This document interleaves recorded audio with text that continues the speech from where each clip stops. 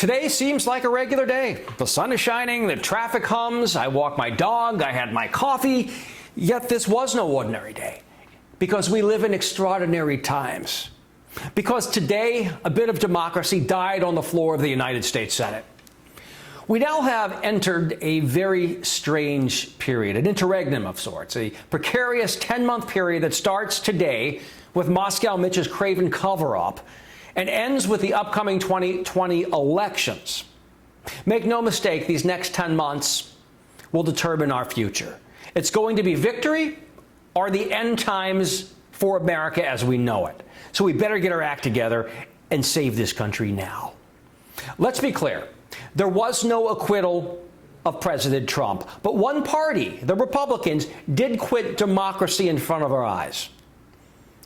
Moscow Mitch McConnell shamelessly colluded with the White House to ram through a sham trial with no documents or witnesses as if it's a trial at all. It was a total and complete embarrassment. It was a total and complete farce. Vladimir Putin surely would have been very proud of Moscow Mitch and Donald Trump today. That's all I can say. He'd be very proud of his protégés. Donald Trump is as guilty as the day is long, and everybody knows it. Yet these Republican quislings traded democracy for autocracy. They were disgraceful. They revealed themselves yet again as Orwellian sycophants who elevated party above principle and political power above patriotism. The Republican Party and its current iteration is a disaster. It must die or America will die.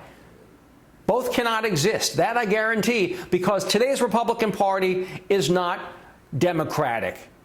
It's totalitarian, it's authoritarian, it is fascist. We have people who are immune to the truth, promoting lies through their media over and over again. How the hell could anybody in good conscience, by the way, vote Republican anymore? How could anyone who still loves this country and wants to see it survive as a democracy vote Republican? It's mind-boggling to me. But as I mentioned a moment ago, I think it has to do with the media. The Fox News and right-wing universe of fake news. 1/3 of this country feasts on alternative facts every single day. They don't know what's actually happening. In fact, one study came out, those who watch Fox News actually know less about the news than people who watch no news at all. But that's what 1/3 of our country is doing every single day. They are being sold lies. They are being told that holding Donald Trump accountable is tantamount to a left-wing coup that is coming for their Bible and their guns. This is the dishonest crap they are fed every single day. It's being promoted as well by nonprofit organizations like the Family Research Council that scare the hell out of senior citizens so they can cash their social security checks. That's what these folks are doing. This is dangerous and destabilizing. This has to stop. I mean, we wonder why these people have abandoned reason to support treason. We wonder why they have left their senses to join a cult, the cult of Donald Trump. Oh, and by the way, if you ever want to wonder if Donald Trump runs a cult, the phrase, let Trump be Trump, or Trump is just being Trump when he does something illegal, that's what you say about a cult leader. They aren't held to the same standards. Oh, let Jim Jones be Jim Jones. Oh, Jim Jones is just being Jim Jones. Here, drink the Kool-Aid. That's only said about cult leaders. That means when someone says that they aren't this person that is held high up there on a pedestal like a golden calf, doesn't have to play by the same rules. And isn't that what this is about right now? Donald Trump believing he is above the law, right? But that's what they say all the time. Donald Trump is just being Trump. We are in deep trouble right now. You know, what gravely concerns me is that the fix may already be in. May already be in. It might be too late already. We may have already lost our country and not even realize it. That's because today, the United States Senate gave Trump and the Republicans in general the green light to cheat with no consequences. What do we know about modern Republicans and Donald Trump? Well, they are cheaters. That's what they do. They don't play by the rules. That's what they do. They operate in bad faith and have no compunction about harming America to further gain power. And that's when we still had a co-equal branch of government. That's when Congress still did oversight. After today, I'm not so sure how much oversight Congress is going to be able to do. Donald Trump knows no matter what he does, he's going to get off the hook like he has his whole life. Adam Schiff said it correctly. They now have carte blanche to cheat. The president illegally withheld aid to Ukraine to blackmail that country into investigating his political opponent, Joe Biden, who, oh, by the way, happens to be a private citizen. Republicans said at the bogus trial that such undemocratic, illegal banana republic behavior is perfectly acceptable, perfectly fine. How do you have a democracy? How do you win an election when one party is allowed to cheat and has shown a propensity to do so over and over again? Does anybody believe that Donald Trump isn't going to cheat again? The answer is no.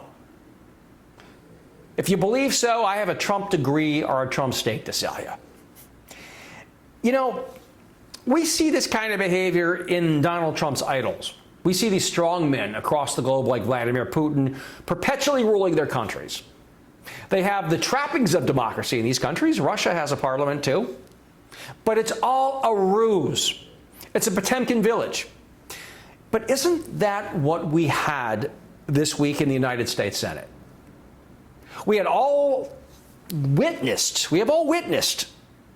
what happened.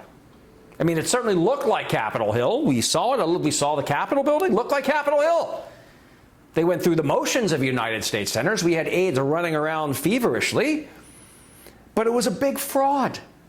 It wasn't real. It was a show trial, like we have in communist and authoritarian countries, and fascist countries. Thank you, Moscow Mitch. Thank you, Lindsey Graham. Thank you, Lisa Murkowski. Thank you, Lamar Alexander, and the rest of this motley crew for what you have done to this country. So Donald Trump now has absolute power, or near absolute power. And he'll have this power until Election Day. That's a terrifying thought. Does any unbiased person who's not in the tank or doesn't work at Fox News doubt that the president wants to be dictator or king? Let's not forget this doozy during Trump's nomination speech at the 2016 Republican convention. I alone can fix it. In today's New York Times, Charlie Savage laid out Trump's autocratic actions. He said that Trump, during his first campaign, said he could shoot somebody on Fifth Avenue. Trump has repeatedly claimed that Article 2 of the Constitution, which creates the presidency, gives him the, quote, right to do whatever I want. Yeah, that's not autocratic at all. Trump said that he could pardon himself and vowed to systematically stonewall all congressional subpoenas. Well, if you can't get subpoenas on the president, there's no oversight. If there's no oversight, there's no impeachment. Again, that makes him the king. What don't Republicans get about this? Trump broke with a long-held norm by personally ordering an investigation into the Russia investigators. Remember? They're investigating the investigators. Now, William Barr is going all around the globe trying to find, I guess, conspiracy theories and bogus information to smear the investigators. Donald Trump, in doing this, boasted that he had, quote, an absolute right to do what I want with the Justice Department. Actually, no, you don't, Mr. President. The Justice Department works for the American people. They don't work for you. William Barr provided the Trump administration with a legal theory by which he could obstruct justice laws, and they do not apply to presidents who abuse their power. So Donald Trump basically owns the Justice Department. He's got himself his Roy Cohn in there now, which is William Barr, who, by the way, should be put in jail. This man is an absolute shill. He is somebody who has abused his power as much or more than Donald Trump. He is not operating in the national interest. And at the very least, Barr should be disbarred the moment he steps down from his position. Let's go on with some of Trump's abuses and in terms of wanting to be a dictator or king. Trump declared a national emergency to spend more taxpayer money on a border wall with Mexico, even though Congress did not appropriate the money for that reason. Can't do that. Donald Trump says, yeah, I can. I'm the king. Donald Trump wants a big military parade so he can act like a dictator. How long do you think it's going to be till he prances around in a Kim Jong-un suit with the full military regalia? How long do you think it's going to take before he does this? It's going to be soon, I think. I mean, you're going to see him with he's going to create a new commander-in-chief uniform. I hope they make room for new commander shoes make room for his bone spurs. Trump demands extreme political loyalty from aides instead of loyalty to the country. Remember what he did with James Comey? He sat him down and said, you need to be loyal to me. Are you going to be loyal to me? It's the first thing he did with James Comey. The president lied more than 16,000 times and gaslights the country on a regular basis. He does this to disorient people. He confuses them where people don't know what truth is anymore. That is how he plans to win the next election. The president has called the independent media the enemy of the people. That's what kings and dictators do. They understand that the media is going to put them under scrutiny. It's going to look under every rock and every pebble to find discrepancies, to find lies. Donald Trump is nothing but a lie machine. He can't handle this. So now you're going to see, because he has absolute power between now and Election Day, him stepping up attacks on the media even more than he already is. It's a very dangerous thing, and that's, again, what happens in authoritarian countries. However, the most egregious example by far of Trump's dictatorial impulses occurred this week.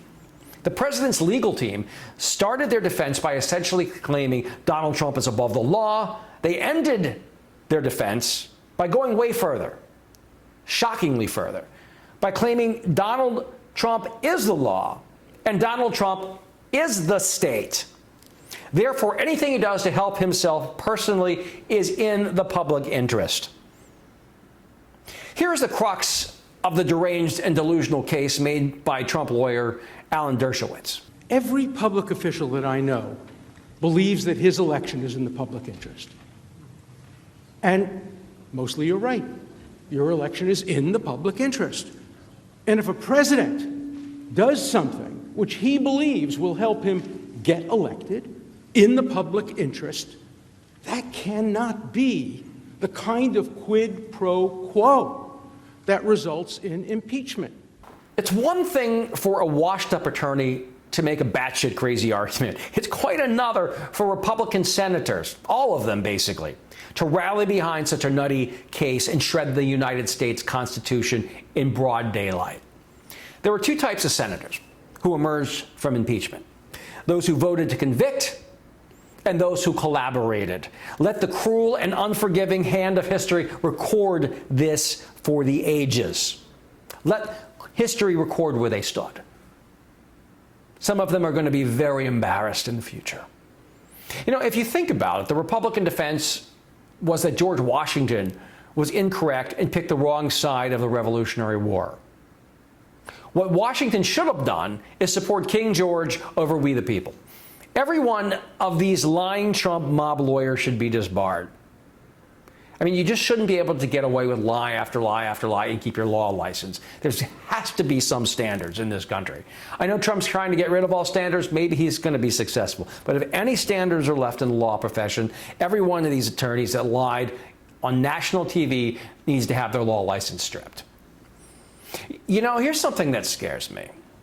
Even if we do win the election, what makes anyone think Donald Trump and his Republican cronies and cultists would accept it? They view Democrats as illegitimate and have for some time now, and believe that they have the sole right to power. I happen to agree with comedian Bill Maher. Let's take a listen. That's what worries me the most about Trump. I keep saying it to everybody who will listen. He's not going to go, even when he loses, if he loses in 2020. I don't know. If Donald Trump loses the election but refuses to lose office because he falsely claims the election was rigged, who in government's going to stop him? It's certainly not going to be his compromised and corrupt lackey, Attorney General William Barr. Barr is America's top cop, and he can have anyone arrested that opposes Trump and is illegal squatting in the White House after he doesn't step down.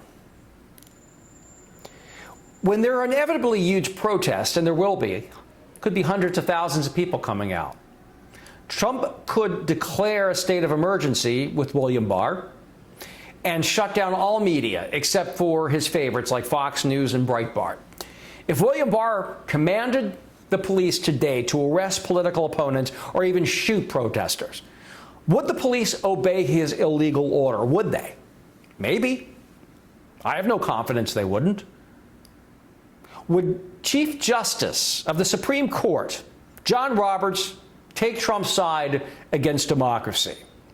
Probably, considering he didn't lift a finger to call witnesses at the impeachment trial, even though he had the ability to do so. Thank God Senator Elizabeth Warren called him out on his disgraceful presiding over the fake, bogus Senate trial. Trial, I guess we'll do it with giant quote marks. What would the military do in such an instance? That's a wild card. Increasingly, the military's top brass doesn't like Donald Trump. They think he's a tyrant. They think he's bad for the military. But many of the soldiers actually carrying the weapons in the field come from deep red states and support Donald Trump. What will they do? I don't know. Even if the military was opposed to Donald Trump, there are heavily armed militia terror cells and lone wolves that might take up arms. We've seen a few of them already try to kill people in the name of Donald Trump. We saw a glimpse of a very scary crowd of militia members in Virginia a couple weeks ago. They were traipsing around Richmond with their weapons. Now, many of these people don't fit in that category. I don't want to smear a lot of them. But there were a lot of scary people in there that were Trump supporters that would take their weapons, most likely, if he commanded them to do so, and go to Washington or wherever he sent them. Trump has allegedly bragged, not allegedly, he actually has, he's already bragged that the military, the police, and the bikers, yes, the Hells Angels, are with him. And then there's always Eric Prince in Blackwater, a great friend to the president. So there's a lot of really scary people out there that, if he called for God knows what, would answer his command, most likely. Sadly, these terrifying scenarios are no longer far-fetched. Anyone who watched today's embarrassing charade in the Senate can no longer rule it out. We have entered a new age of political peril and dysfunction, and anything is possible right now. Anything. Look, let's get real for a minute. Democracies have died before ours. We look at the giant crumbled columns in Greece and Rome, and we see that democracies rise and they fall. And for all we know, ours could already be over. Could be done already. I hate to break it to you, but we're not that special. Our fate depends on the decisions we make and the actions we take. And every decision and action recently embraced by Republicans points to one thing: fascism. And given how they performed at the Senate, who's to say they're not winning? As of today, Donald Trump has de facto authoritarian powers, at least until Election Day. There is no longer a check to balance this most psychologically imbalanced of leaders. I'd like to know, do Republicans know the gravity of their depravity, the impact of their insolence? Are they blind to their shameful deeds? Are they aware of their unconscionable and unpatriotic behavior? Or maybe they are well aware and just don't care? Do they comprehend that they are catapulting our country for no good reason into a political death spiral? I just want to shake them and say, what the hell are you doing? Why are you doing this to our country? Why? Stop it. Stop it. Stop it. You don't have to go through with this. Let our country be. Let us have our democracy. Stop trying to tear everything down for nothing, for no good reason. I, for one, will never give in to these shameless quislings whose sedition corrodes our nation, erodes our norms, fritters away our freedoms, and devastates our democracy. Never. Now is not a time for moping or mourning. It's not a moment for reticence or resignation, for sadness nor sorrow. It is a time for real patriots to re-energize and organize for the long slog ahead to save our great country from ruin. We are called to act, and we are commanded by conscience to rise to this moment of destiny to stave off our national destruction, because that is where we are headed at the current time. We've got news for you, Donald Trump, William Barr, and Mick Mulvaney. No, we are never going to get over it. but we sure as hell are over you. And we will fight you to the finish every step of the way. That is guaranteed. This is The Wayne Besson Show. You can check out my website at WayneBessonShow.com, or you can sign up for my YouTube channel at YouTube/TruthWinsOut. Until we meet again, see you next time.